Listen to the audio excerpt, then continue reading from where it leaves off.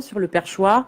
Guillaume Soro qui a refusé de se rallier au parti du président ivoirien, le RHDP.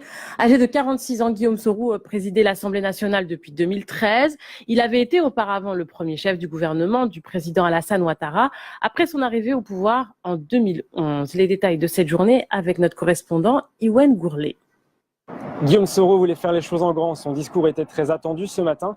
Le périmètre du Parlement avait même été bouclé par les militaires et aucun ordre du jour n'avait été annoncé. Le chef de l'hémicycle a décidé de partir tout seul devant l'ensemble des députés ivoiriens, la presse et le public qui étaient venus nombreux. Je vous propose de l'écouter. Rassurez-vous, chers collègues, je demeure serein tout en quittant ce poste aisé de président de l'Assemblée nationale pour l'aventure de mes convictions. Oui, j'ai décidé de sacrifier mon poste pour la paix, pour la Côte d'Ivoire. La séance a duré 30 minutes à peine. Vous l'avez vu, le vice-président du RDR était très calme. Il a décidé de suivre ses convictions plutôt que le parti unifié de la majorité conduit par Alassane Ouattara. Quant aux élections, il n'a rien annoncé, mais il pourrait être un candidat sérieux, ancien chef de la rébellion, ministre d'État, Premier ministre et numéro 2 de l'État. Son parcours est impressionnant. Mais la rupture entre Alassane Ouattara et Guillaume Soro semble consommée. Le président aurait même essayé une dernière fois de convaincre Soro de rejoindre le parti unifié, mais en vain. Et sur ce dossier, notre invité, bonsoir Mamadou Touré, bonsoir. Vous êtes le porte-parole adjoint du RHDP, porte-parole également adjoint du gouvernement ivoirien. D'abord, est-ce que vous confirmez ce que notre correspondant vient de dire? Alassane Ouattara a tenté une dernière fois de raisonner Guillaume Soro? Le président Alassane Ouattara a estimé que Guillaume Soro a été élu d'abord en tant que RDR en 2013. Il a été élu en tant que RHDP en 2016. Et à ce titre, il a eu le soutien de l'ensemble des députés du RHDP pour être à la tête de l'Assemblée nationale. Guillaume Soro, à l'occasion de l'Assemblée générale constitutive, avait donné son accord au président Alassane Ouattara pour faire partie du parti unifié, puisque par l'entremise du ministre Konaté Sidiki, il avait promis d'envoyer ses documents en qualité de membre fondateur, ce qui ne s'est pas passé. Le président a estimé que la famille naturelle du président Guillaume Soro, et conformément à ses engagements politiques ces dernières années, c'est au RHDP. C'est un coup dur pour le président Alassane Non, pas Ouattara? du tout, pas du tout. Et le RHDP? Non, pas du tout. Nous pensons que le jeu politique a besoin de clarté. Guillaume Soro l'a exprimé lui-même. Ses convictions politiques aujourd'hui ne sont pas conformes au RHDP. Vous savez, dans tous les pays au monde, dans toutes les démocraties au monde, le président de la Chambre parlementaire est issu de la majorité parlementaire. Aujourd'hui, la majorité de notre Assemblée nationale, avec près de 164 députés sur les 252 députés, est du RHDP. Il était tout à fait logique que le président de l'Assemblée nationale soit issu de la majorité parlementaire. À partir du moment où Guillaume Soro ne se reconnaissait pas dans cette majorité parlementaire, mais c'est une logique qu'il rende sa démission et que le RHDP élise un président de l'Assemblée nationale issu donc de la majorité. Guillaume Soro reste quand même une figure importante, ou restait, on va peut-être parler au passé, une figure importante de l'entourage de Alassane Ouattara. Notre correspondant rappelait son CV. Est-ce qu'à un an d'une présidentielle, vous avez une figure pour mener le RHDP aux futures élections? Le champion, le chef du RHDP aujourd'hui, c'est le président Alassane Ouattara, qui travaille à consolider le RHDP. Vous savez que nous sortons d'une élection locale qui a clairement donné une majorité au RHDP. Plus de 60% des élus de l'ensemble des deux élections, élections des maires, élections du conseil régional viennent du RHDP. Nous sommes la seule formation politique à avoir eu des candidats et des élus sur l'ensemble du territoire national. Aujourd'hui, le président pense que c'est dans l'union des enfants d'Oufou-Boigny et le rassemblement des Ivoiriens que nous pourrons y aller, mais nous le ferons avec ceux qui partagent notre conviction et qui pensent comme nous... Le travail va s'accélérer en vue de la présidentielle? Non, mais qui pensent comme nous que la stabilité, la paix sont le socle sur lequel donc, le développement doit se poursuivre. Pour les élections de 2020, en tant que première formation politique en Côte d'Ivoire, au regard des élections, des résultats des élections passées, le RHDP est très serein. Nous remporterons les élections de 2020 au regard donc des résultats obtenus aux élections locales. Une autre actualité qui marque aussi la Côte d'Ivoire, c'est cette question où va aller Charles Blé Goudé. Charles Blé Goudé et l'ex-président ivoirien Laurent Gbagbo ont été libérés sous condition la semaine dernière. Ils sont sortis de leur prison aux Pays-Bas. Charles Blé Goudé n'a toujours pas de pays d'accueil. Est-ce que la Côte d'Ivoire pourrait l'accueillir? Écoutez, Charles Blé Goudé et Laurent Gbagbo continuent d'être sous procédure à la Cour pénale internationale, comme vous l'avez indiqué. Cette Cour pénale a elle-même défini les conditions de leur libération et, entre autres conditions, les aspects liés à leur pays de résidence relèvent du greffier en chef de la CPI. Nous n'avons pas de commentaires particuliers sur les procédures internes à la CPI. Ni même sur un retour probable de Laurent Gbagbo? Écoutez, à partir du moment où la CPI a confié au greffier en chef de la CPI les initiatives sur leur situation, je pense qu'il faut laisser le greffier en chef. Donc, vous savez que les Ivoiriens veulent savoir, c'est la question de la population, que ce soit du côté des victimes ou des proches de Laurent Gbagbo durant cette crise post-électorale. Oui, certainement, et vous avez bien indiqué, oui, il y a des Ivoiriens certainement qui voudraient que Charles Blé Goudé ou Laurent Gbagbo puissent rentrer. Il y a aussi, veulent savoir, j'ai dit. Non, il y a aussi, vous avez dû remarquer, depuis bientôt plusieurs semaines, toutes les semaines quasiment, nous avons des manifestations des victimes à Abidjan contre la libération ou le retour donc de Laurent Gbagbo. C'est pour cela que nous disons que c'est une situation qui ne peut pas être traitée aussi facilement et qu'il faut s'en tenir aux procédures définies par la CPI et rester dans les limites donc définies par la Cour pénale internationale. Merci Mamadou Touré. Merci de nous avoir invités. Merci.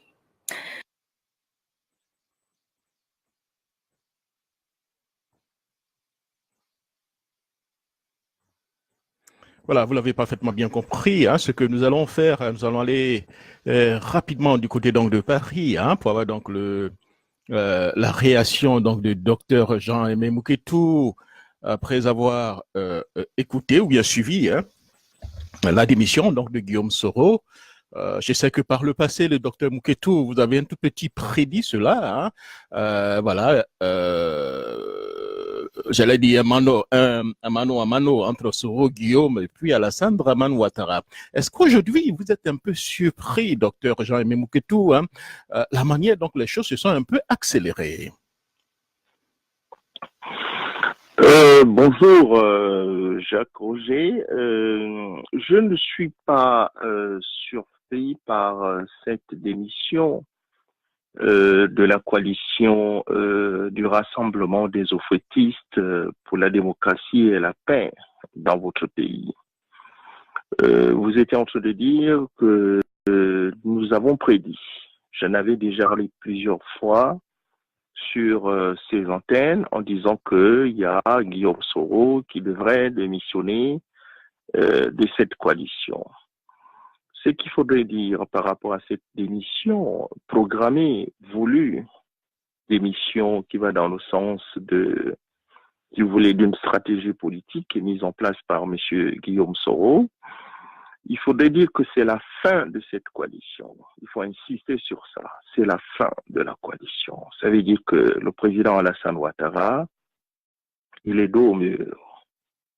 Il est dos au mur et je pense que la balle est dans son camp. Il faudrait qu'il comprenne que écouter ceux qui sont autour de lui, qui l'entêtent pour qu'il se représente à la prochaine élection présidentielle, c'est-à-dire dans un an, en 2020, ce sera une grosse erreur de sa part. J'espère que nous allons revenir sur ce sujet. Alors, vous avez parlé donc de stratégie politique de la part de Guillaume Soro et aussi M. Ouattara qui aurait donc le dos au mur. Est-ce que vous pouvez un tout petit peu élaborer?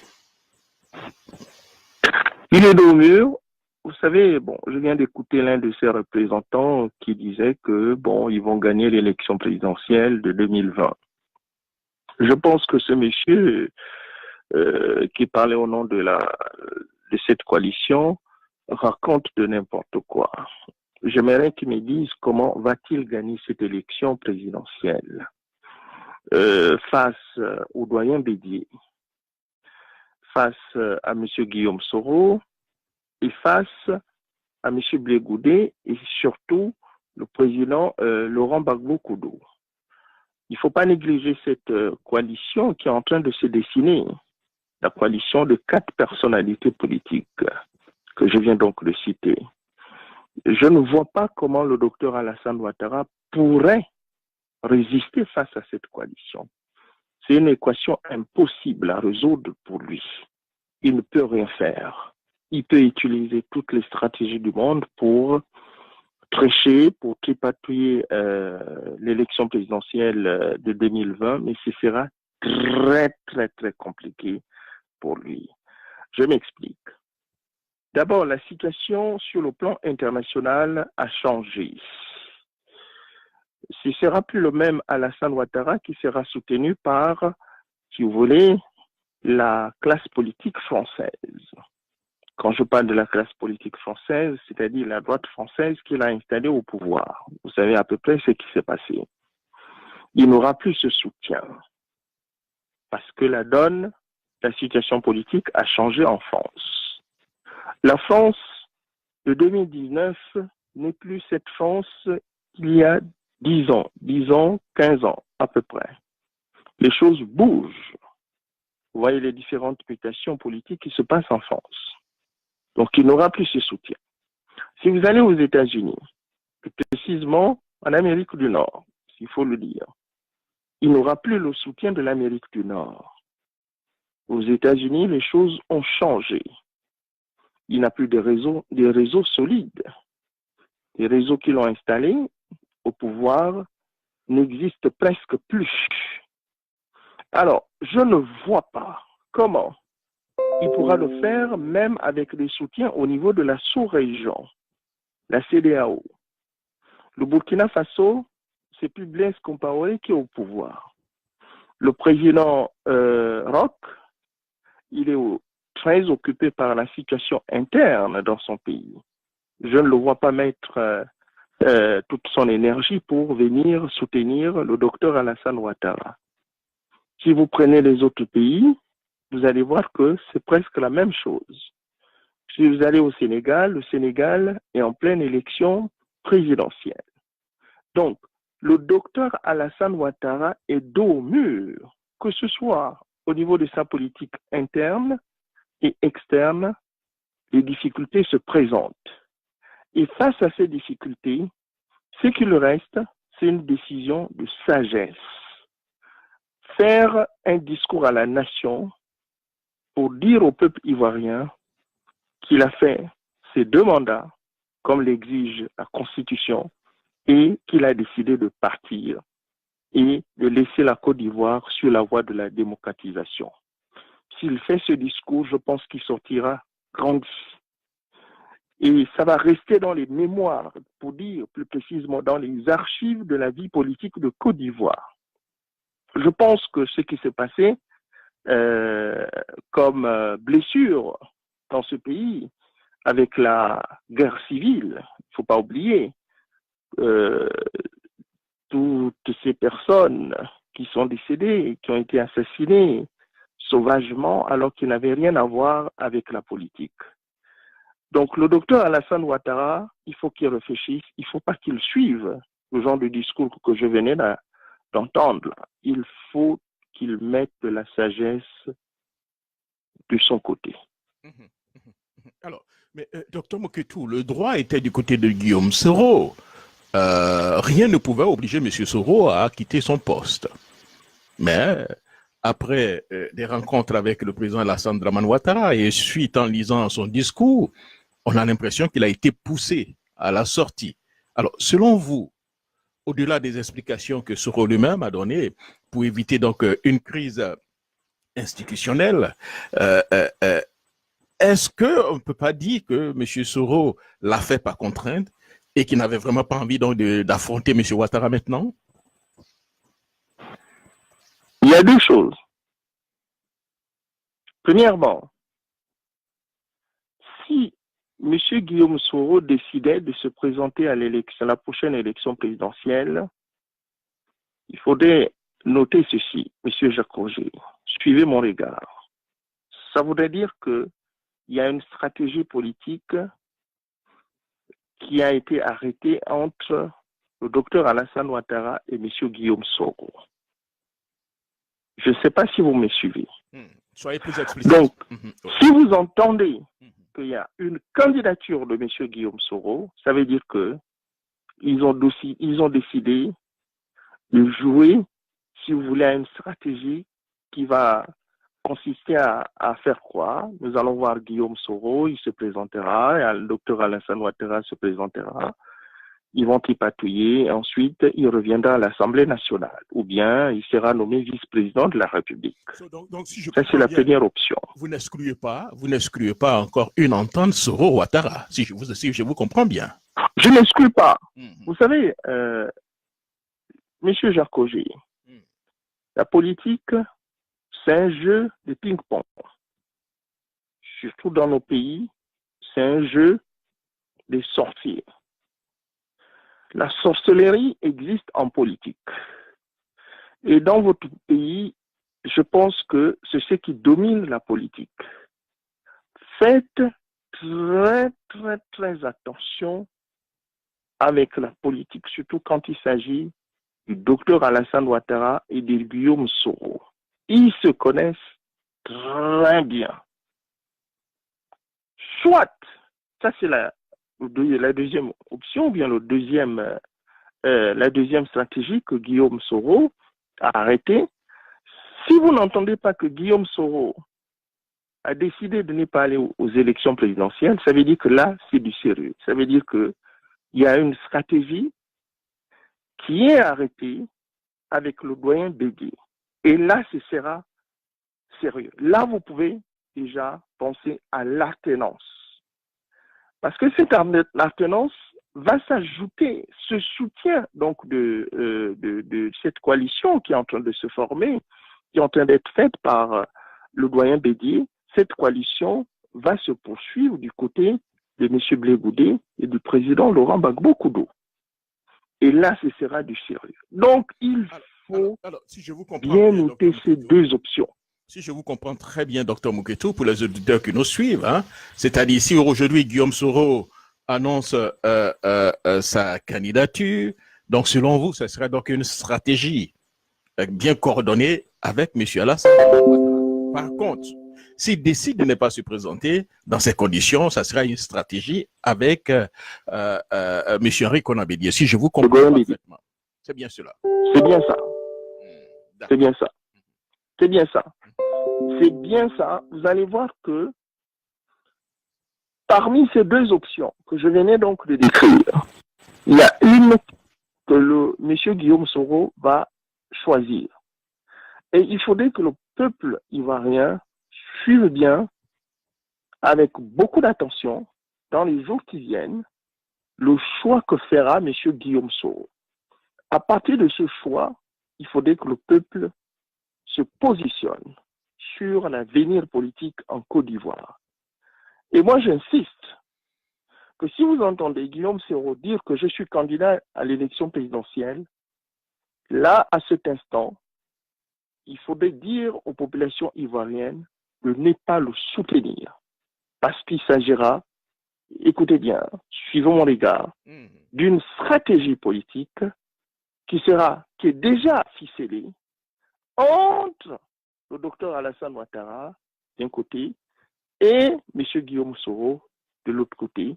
Et vous allez voir qu'il y aura pour finalité les retrouvailles après l'élection présidentielle qui vont tripatouiller.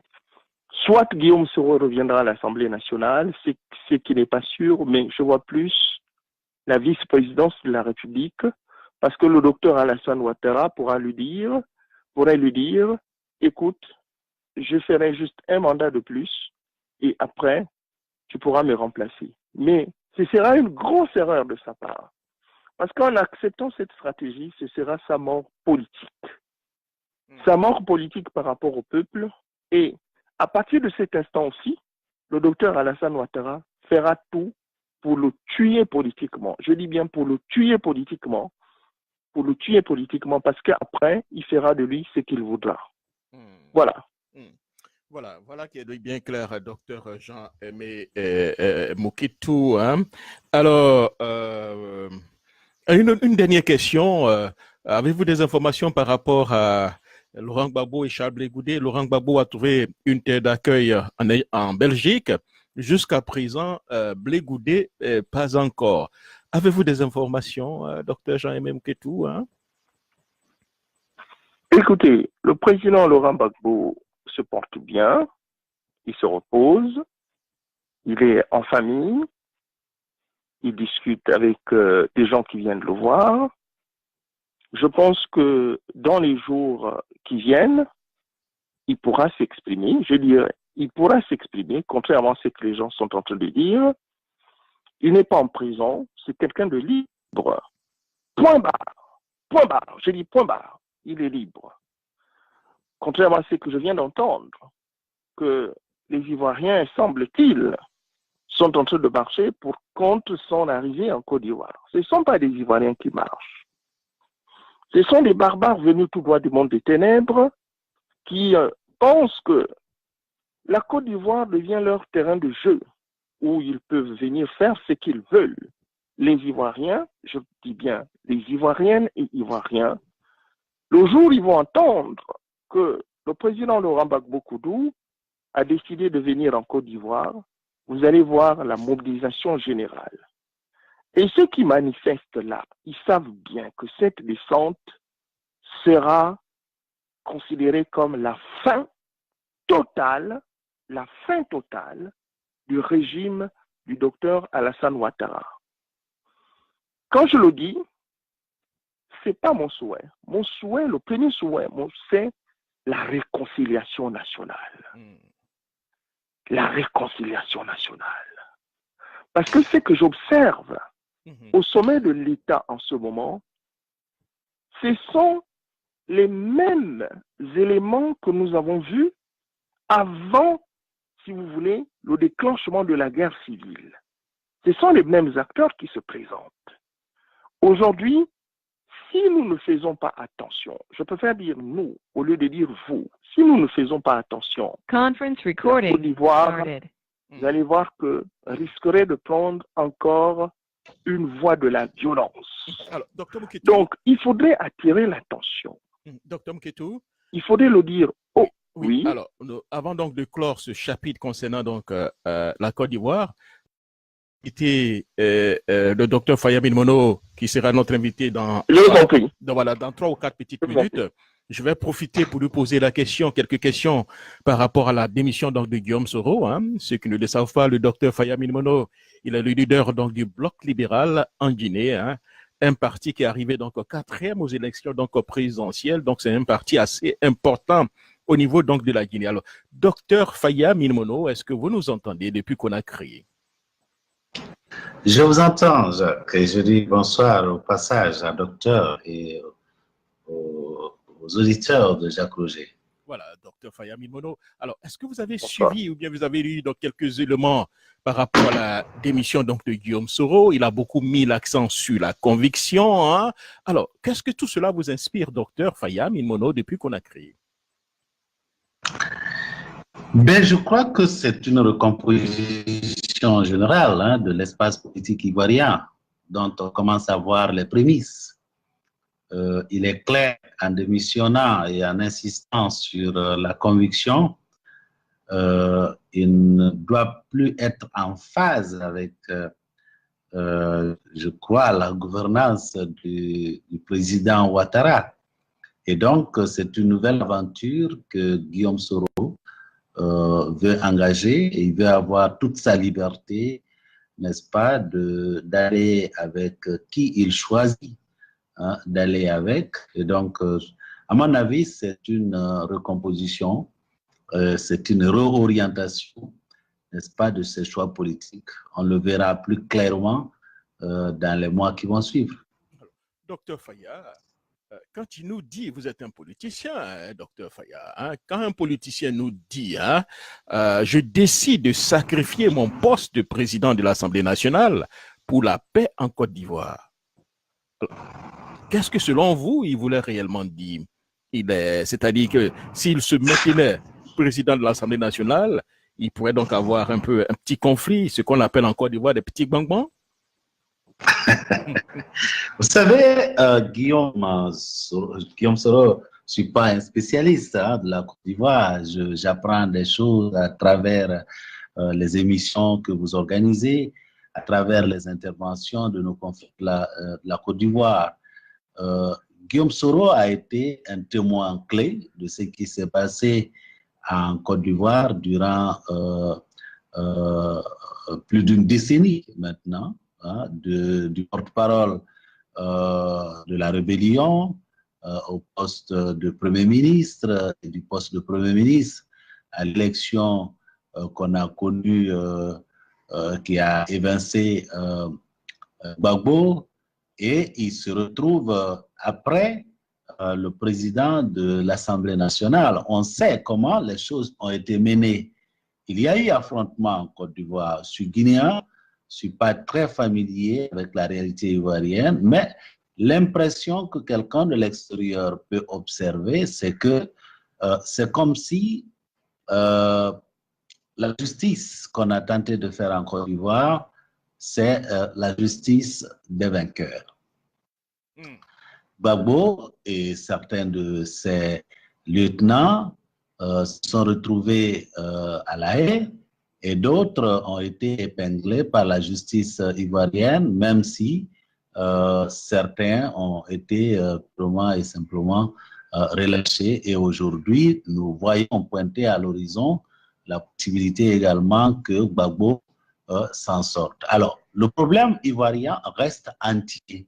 Faut-il qu'une justice soit faite pour réconcilier les Ivoiriens? Je ne crois pas que cette réconciliation sera véritablement possible si la justice, pas des vainqueurs, mais la justice pour l'ensemble des victimes de la Côte d'Ivoire, si cela n'est pas fait comme préalable, je ne suis pas sûr que la réconciliation de la Côte d'Ivoire peut être possible. Alors, pour Guillaume Soro qui dit « je sacrifie mon poste », je ne crois pas qu'il peut être président de l'Assemblée du parti au pouvoir et jouer un rôle majeur ou être perçu comme un acteur majeur qui puisse travailler à cette réconciliation, n'est-ce pas, des Ivoiriens. Alors, docteur Moukit, docteur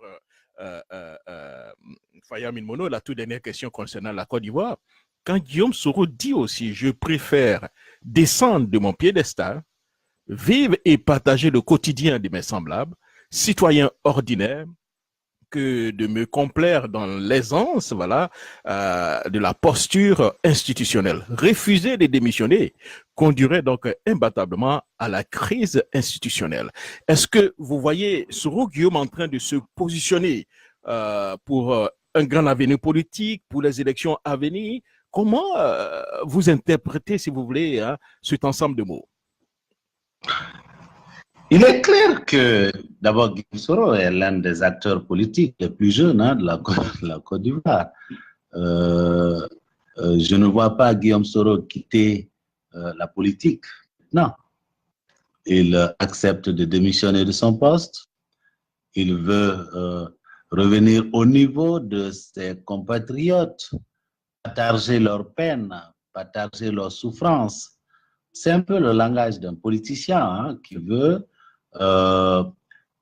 s'approcher hein, du peuple pour en être le porte-parole. C'est un peu la lecture qu'on peut faire de ces mots qu'utilise Guillaume Soro. Il est évident que dans les mois et les années qui vont suivre, Guillaume Soro sera un acteur politique. Comment se positionner pour avoir une certaine légitimité auprès des Ivoiriens, pas seulement des Ivoiriens d'un camp, mais des Ivoiriens à la dimension de la nation ivoirienne, et sachant le passé qui a été le sien, le passé du rebelle, n'est-ce pas, porte-parole de la rébellion, qui était bien une rébellion d'une partie de la Côte d'Ivoire contre une autre partie de la Côte d'Ivoire, même si ça visait le pouvoir de Gbagbo.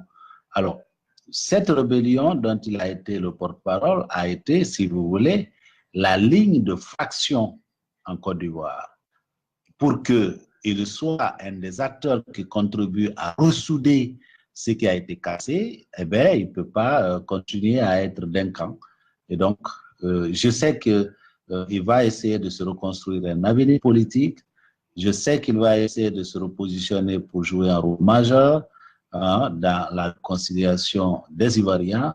Mais encore une fois, juste en tant qu'acteur qui regarde à distance ce qui se passe en Côte d'Ivoire, je suis de ceux qui pensent que cette réconciliation ne sera réellement possible que lorsque une justice, pas des vainqueurs, mais une justice pour l'ensemble des victimes ivoiriennes sera établie. On parle de plus en plus d'une justice transitionnelle. Voilà. Merci beaucoup, docteur Faya Minmono. Avant d'aborder le sujet guinéen, docteur Moketou, est-ce que vous voulez faire un dernier point par rapport au débat ivoirien?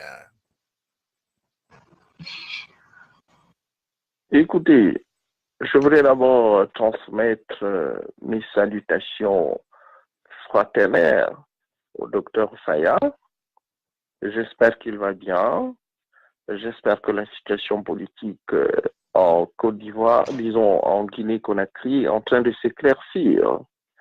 Et nous espérons aussi compter sur l'énergie de sa jeunesse.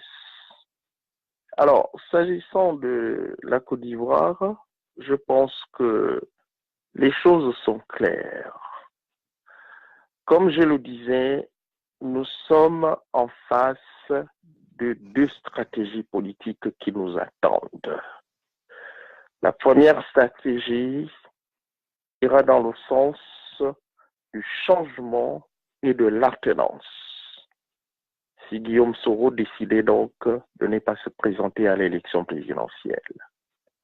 La deuxième, ce sera la stratégie de la terre brûlée à la tête, donc au sommet de l'État ivoirien.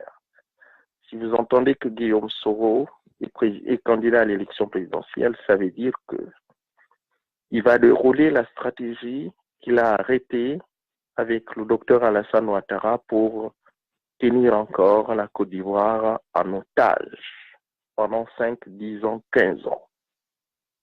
Je pense que Jacques Roger, il faudrait qu'on se dise la vérité. Ne faisons plus le jeu de ping-pong, bien de cache-cache. Voilà ce qu'il faudrait attendre par rapport à votre pays et par rapport à cette démission. Merci beaucoup, docteur Jean-Aimé Moketou. Alors, sans transition, docteur Faya Minmono, depuis donc Conakry. Alors, ce que vit la Côte d'Ivoire au niveau de la Guinée, c'est un peu, on peut dire pratiquement la même chose. En Côte d'Ivoire, M. Ouattara, au vu de la Constitution, il n'a pas du tout la possibilité d'être candidat, mais il laisse entendre qu'il a la possibilité encore de se présenter à une élection présidentielle en 2020. Au niveau de la Guinée, nous sentons venir des choses, nous sentons une volonté de tripatouiller la Constitution pour aller à un troisième mandat ou bien aller à un cas, j'allais dire, de la RDC où le président pourra bénéficier donc de rallonge. Alors, quel est le scénario qui vous paraît beaucoup plus plausible en ce moment, docteur Faya Minmono? Mais en Guinée-Conakry, la situation que vous décrivez, effectivement, pour beaucoup d'observateurs, la situation a commencé à s'éclaircir. Au niveau de l'intention, il n'y a plus de doute que Alpha veut rester après 2020. Il a été très entreprenant et ses lieutenants ont été très vocaux. Je crois la toute dernière réclamation d'un troisième mandat pour le professeur Alpha Condé, c'est un préfet qui se trouve dans les fiefs d'Alpha Condé, c'est à Kankan, Aziz Diop. Donc, au niveau de l'intention, c'est clair. Et au niveau des stratégies, je crois qu'il y a aussi une clarté que nous observons. Plan A, modifier la constitution ou proposer au peuple de Guinée une nouvelle constitution. C'est ce qui se dessine. Nous avons écouté certains des acteurs majeurs de la mouvance présidentielle guinéenne, notamment le président du groupe parlementaire de la majorité, l'honorable Damaro Camara. Il dit la constitution actuelle ne sera pas touchée, mais on ne peut pas empêcher à Alpha Condé de proposer au peuple de Guinée par référendum une constitution qu'on considérerait être plus adéquate au peuple de Guinée. Et donc, on essaye par tous les moyens discréditer la constitution. Non, lui-même, Damaro a été, si vous voulez, parmi les géniteurs. Alors, nous voyons que Alpha a déjà tué toute éventualité d'opposition au sein de la Cour constitutionnelle en évinçant qu'elle fassale et en mettant M. Bangoura avec le reste de la Cour constitutionnelle. Donc, ils vont être des béni-oui-oui à la disposition d'Alpha Condé. Ça, c'est déjà réglé. C'est déjà réglé des officiers supérieurs qui pourraient être tentés de se comporter en républicains. Vous savez, dans le désespoir, le peuple qui va chercher à évincer Alpha Condé en l'empêchant de tenter ce coup de force aura à un moment donné besoin d'une loyauté au niveau de certains officiers supérieurs ou au niveau des hommes de troupe. Nous ne comptons pas seulement sur un soutien des officiers supérieurs parce que soit ces officiers supérieurs sont en train, certains qui pourraient s'opposer d'être anéantis. On a vu Idi Amin prendre le chemin de la Havane, on a vu le général Théa prendre le chemin de l'Angola et beaucoup d'autres officiers se sont retrouvés en Afrique ou ailleurs, mais en tout cas éloignés du pays. Ça, c'est un acte qui consiste clairement à préparer les choses au cas où ça venait à dégénérer. Il aurait des gens, n'est-ce pas, qu'il contrôle à 100% pour essayer de l'aider à faire le coup de force. On a vu les élections locales qui ont été tenues depuis le 4 février. Ces élections, le RPG a pensé qu'en créant la confusion, en ne présentant aucune tête de liste, il pouvait gagner ces élections valablement et donc avoir parmi les élus locaux des gens qui vont l'aider à faire le coup de force. Il avait échoué dans ça. Parce que clairement, si l'opposition avait été efficace, si l'opposition avait été, à mon avis, intransigeante par rapport à la violation de la loi, le RPG n'aurait pas contrôlé un grand nombre de communes à travers le pays. Mais par la pauvreté, n'est-ce pas, de décisions prises par l'opposition qui a quasiment accompagné, n'est-ce pas, la mouvance, à violer la loi, à banaliser, si vous voulez, la République, le RPG a fini par s'en sortir avec des maires qui n'ont aucune légitimité, mais qui seront là quand même pour jouer un rôle. Alpha ne cherche pas à avoir de son côté des gens qui aient une légitimité quelconque. Il veut simplement des gens qui peuvent l'aider, n'est-ce pas,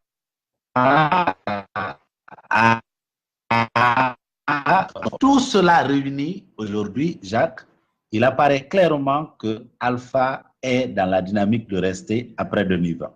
Ça, c'est le plan A. Le plan B, Alpha est déjà en train de se préparer à une possibilité de glissement si, seulement si, il n'arrive pas à réussir le plan A.